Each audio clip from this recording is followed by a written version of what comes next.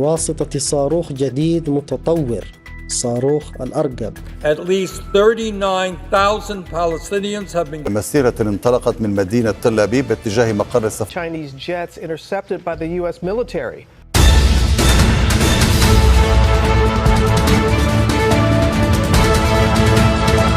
Multan kabajamtoota hordoftoota keenya adoolessa 25 oduu kamisa galgalaa isin dhageessifna dursineetiin hangafoota isaanii.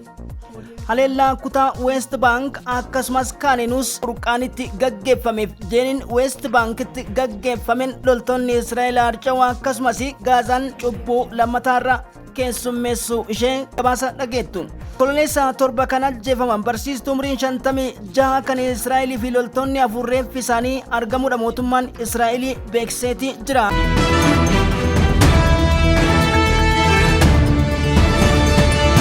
Gama tokkoon gammachuu gama tokkoon naasuun kan itti bu'e Benjamin Netanyahuun daqiiqaa 55 oliif kanaasaan si'a 50 Iraaniin waamuun isaanii shororkaa guddoo keessoo isaanii jiran ta'uun dhagahamee jira. Hizbollaan gama tokkoon waraana gama tokkoon jaarsummaa dubbiin jedhamtuun jirtu kaleessa sanyii Abrahaamotaa jechuun dhaadattee hojiidhaan agarsiisi jechuun qondaalli Hizbollaa Hasan Nasrallah dubbatanii jiru. Raashiyaa, Chaayinaa fi Kooriyaan kaabaa Iraan cinaa jirra jedhaniitiin dubbitti Netanyahuun gara diisitti imalaniif harka fashaleessanii jiran. Akkasumas yaadaan wal dhibdeen paartii koongirensii fi Dimokiraatota Ameerikaa dhimma Netanyahu irratti ammas raafamni itti fufeeti jira. Maaltu jira kanas gabaasa qabna. Pireezidaantiin duraanii Mahmud Ahmad Najat kan Iraanii yaalii ajjechaa jala hagoo bayan. Hoogganaan walii galaa Huutii Abdul Malik Al-Huutiidha dachi samii walitti dhiphattus obboleewwan kenna mujaahidoota Gaazaa irratti dhumaa jiraniif daqiiqaa takka duubatti hin deebinu. Israa'el gatii har'a leellaa raawwatteef kafaluuf jirti kun cimee itti fufa. Murtii idilaa addunyaa gamtaan Awurooppaa Joosef Booriin dabalatee dhimma Netanyahuuf akkasumas dhuguggaa mirga sanyii dhala namaa kan Gaazaa irratti walii galu. Kiyaar Smaartar muummee ministeera haaraa Ingiliizis akkasumas faallaa Ameerikaa deemuun Benjamin Netanyahuun kaabineewwan isaanii wajjin seera idil addunyaa kabajuu qaba jechuun dubbiin gadi baatee jirti. Har'a loltoonni Israa'el 24 ta'an harca'uudha. Times of Israel daran wabeeffannee kan isinii dhiyeessinu ta'a. Kamala Harris bakka buutuun pireezidaant John Biden haasaa Benjamin Netanyahuun daqiiqoota 55 fi koongirensii Ameerikaa irratti taasisan mormiin dimokiraatotaa mudachuun dhagahameeti jira. Urni maadhee neetoo waraanni Ingiliziidha dirree Yuukireen irratti namicha diimaa masara Kireemlii wajjin wal'aansoo wal qabuuf amata 20tu naafa jedheetiin mucucaatee birkitti neetoo fi peentagooniin caccabseeti Zeleniskii harka facaasise. Vladimir Putin fi Alexander Lukashenko na araarsan yayyaba dubbiiti. Kabajamtoota hordoftoota keenya Vladimir Putin fi pireezidaantiin Siiriyaa Bashar al-Assad har'a Mooskootti dhimmoota furtuu ta'an irratti mari'atanii maal mari'atan? Kana malees shororkaan Kanaadaa fi akkasumas Waashingtan keessa oolte maal jennaan miidiyaaleen balballoomsitti jiru. Tu-95 kan jedhaman kan Raashiyaatiif akkasumas kan Chaayinaa H6 jedhaman kutaa Alaaskaa miliqanii seenuudhaan Ameerikaan naddirmadhaa biyya namaa calliftanii Kanaadaan anas jala jiran har'a ofirraa deebisuun tun balballoomii Agence France Associated Press, Interfact News Week, Hindustan Times of India, Al Jazeera, Al Arabiyaa fi akkasumas Washington Post, The Guardian irraa waan qabanne gurraan isin ga'uudhaaf qophii balballoomii qaamota oduuwwan filatamoo ta'an qabannee dhufnee jirra. Kanneen YouTube kanaaf haarawaa taatan subscribe gochuun maatii keenyatti dabalama. Akkasumas odeeffannoo keenya dhageeffattanii like gochuu hin dagatina. Maamiltoonni keenya ulfoof kabajamoon asiin nu geettanis yaadaaf muraada qabdan sanduuqa keessoo keessatti nuuf barreessaa. Nutis gulaallee isiniif deebisna kallattiidhaan gara balballoomii oduutti isin ceesisa.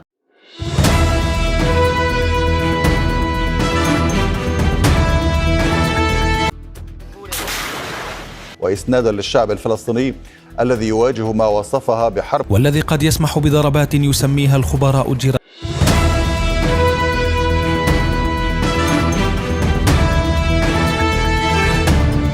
Mujaahidoonni Birgeedii Alaksaa fi humni warraaqsaa yookiin Palestine Resistance Fighters West Bank baadiyaa almutulaa jedhamu dhiyeenya jeeniinitti argamtutti haleellaan alqaasaa raawwate Abu Beeydaan akka jedhanitti diinota keenya dhoofneet rukunneef duba deebisnee jirra yoo jedhan loltoonni Birgeediyaal Quddus akkasumas kutaa Al-Furqaan Tal Al-Alawaa kibba raafattisaa akkasumattis haleellaa gurguddaa raawwachuun dhagahamee jira. Mootummaan Benjaamin Neetaanahu yoo diqqaate guramtoota onkololeessa 7 Hamaasiin butaman kanneen 5 dubartii barsiistuu takka tan Jiwishii taate umriin ishee 56 akkasumas reeffa loltoota 4 argachuu isaa ibsuun dhagahamee jira. Babal'ina waraana baha gidduu galeessaa ammeessuuf jecha bulchaan Israa'elii Benjaamin Neetaanahuun haasaa har'a isaanii riippablikaanotatti taasisan deeggarsa hedduus argatus bulchiinsi Joon Baayiden kan amma Kamala Harisiif aangoo dabarse garuu mormii guddaatu dhagame. Dhumaan wal qabatee mujaahidoonni Gaazaadha kan humnoota Taalibaan irraadha har'a Hizbollaa wajjin ta'uun gaarreen Goolaaniif kaaba magaalota Israa'el bobeessuudhaan dhaabbii diishii neetworkii guddaa Qaariyoot Shimoonaa akkasumas Mero'ee Masaariyaatii fi Galilaa wal qunnamsiisu barbadeessuun maandisoota daandii suphaa dabalateetiin namoota ciccimoo Israa'elii 14 kanneen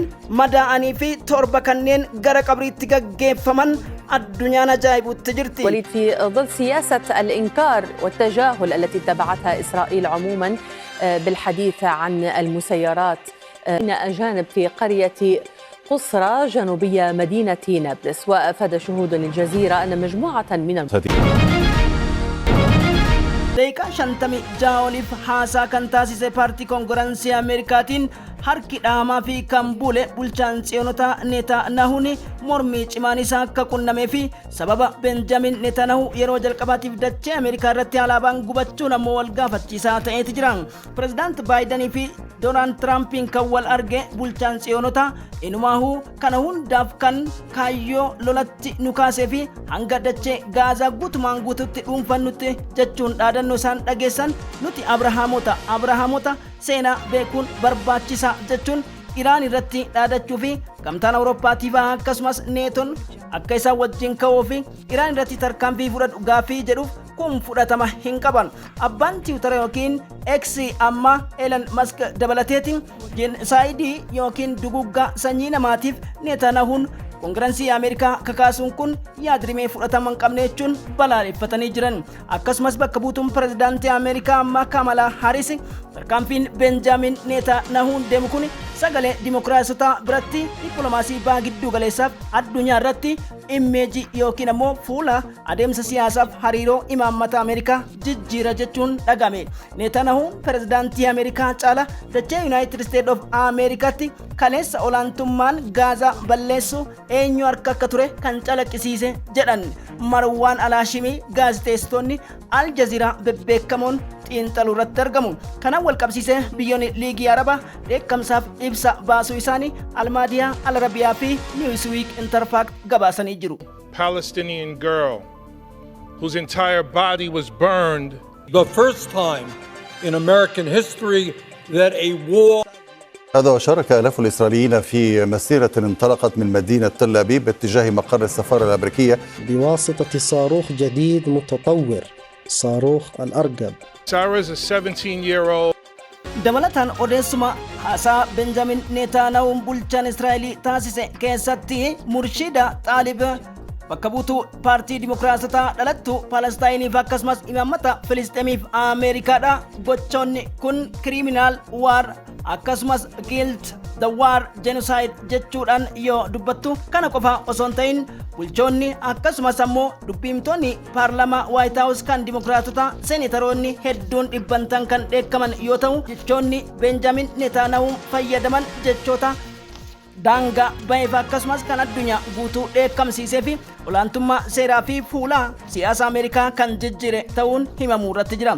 Manni murtii ICJdha murtiin inni Benjaamin Neetaanahuuf duguggaa lammiilee Gaazaa irratti raawwatameef dabarse sirriidha jechuun gamtaan Awurooppaa barreessaa Awurooppaa Joosef Borrell dabalateetiin murtoo sirriidha madaalaa eeggatee raawwachuu qaba yoo jedhan Ameerikaan Ingiliziif waamicha dhiyeessitus Kiyaar Smaartar muummee ministeera haaraa Ingiliziidha dhiibbaa ICJ irratti gochuun hin danda'amu jechuudhaan dura dhaabbachuu maddeen gabaasanii jiran.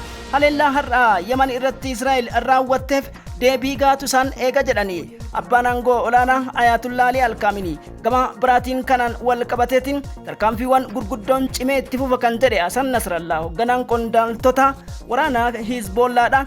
Jaarsummaa gama tokkoon gama kaaniin sanyii Abrahaamota jechuun eenyulleef gadi miti. Akkasumas dhaadannoon kun ammoo fuulli Gaazaa eenyuun akka badee fi lubbuun daa'imman 40,000 olii eenyuun akka duguugamte ragaa guddaa arganne jechuun ibsa almaadiyaa irratti kennu maddeen gabaasanii jiran.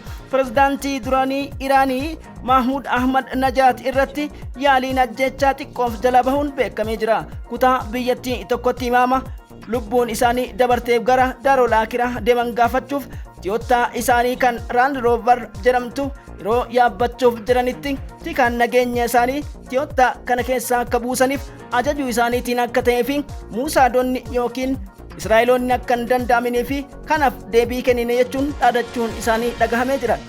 انتصارا لمظلومية الشعب الفلسطيني ومجاهديه. يؤكد المتحدث العسكري باسم جماعة أنصار الله الحوثي بواسطة صاروخ جديد متطور صاروخ الأرج، وخصوصا ما يتعلق بجيشه سواء في قطاع غزة أو Murni maadhee neetoo waraanni Ingiliziidha dirree Yuukireen irratti namicha diimaa masara Kireemlii wajjin wal'aansoo wal qabuuf amata 20 naafa jedheetiin mucucaatee birkitti neetoo fi peentagooniin caccabseeti Zeleniskii harka facaasise.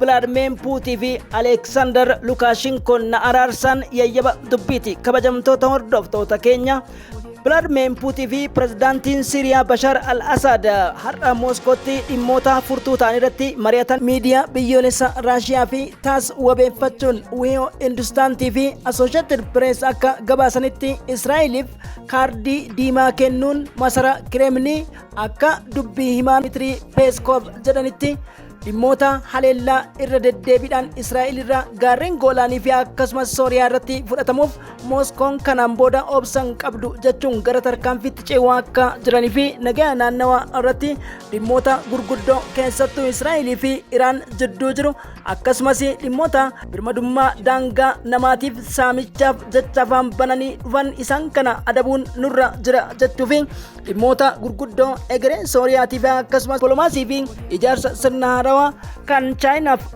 Raashiyaa akkasumas biyyoota BRICS irratti waliin dubbachuu akka jiran kan jedhu Associated Press.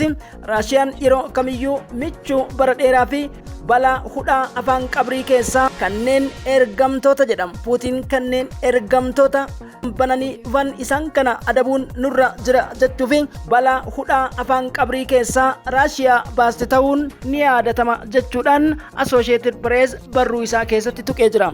Keenya qabnu kana fakkaata. horaa bula.